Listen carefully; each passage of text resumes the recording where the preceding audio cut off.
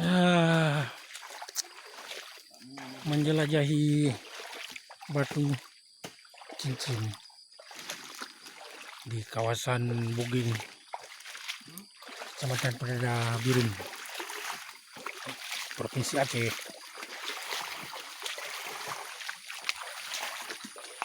Melewati alur sungai-sungai yang banyak bebatuan.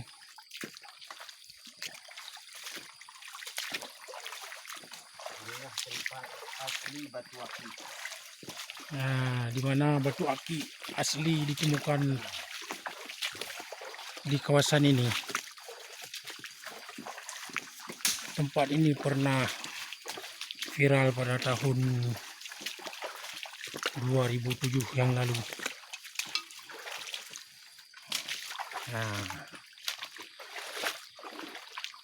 udah ada penghasil batu-batu asli bermacam warna.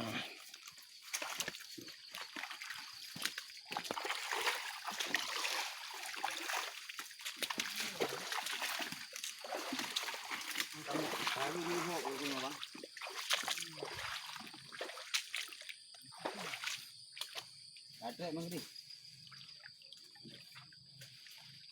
Boleh menengok punya.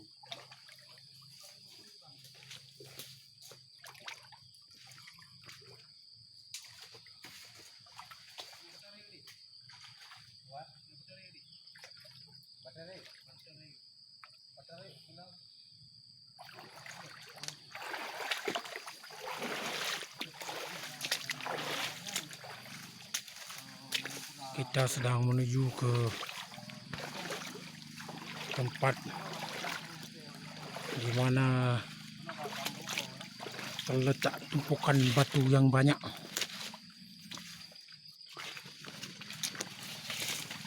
Kita sudah berjalan kaki sepanjang 7 km untuk menuju lokasi.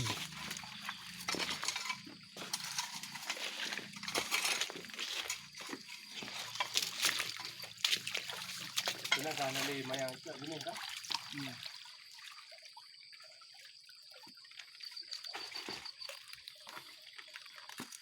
Tak kena jalan ni, petor ke jalan. Itu memang dia.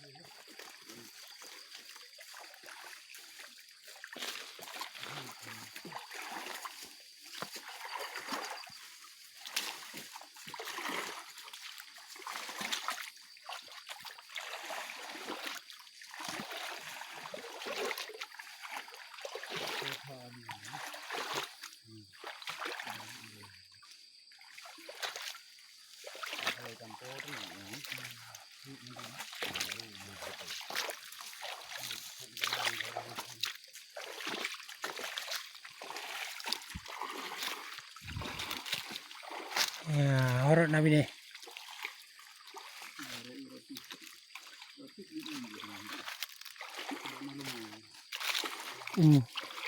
Benar kan nabi ni nampak?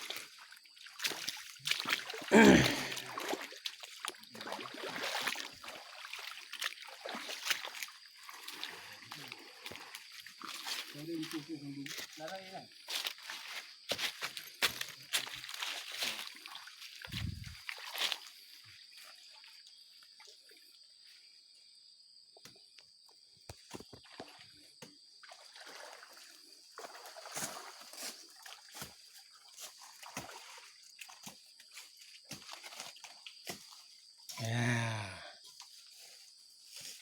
Mencari batu ajaib.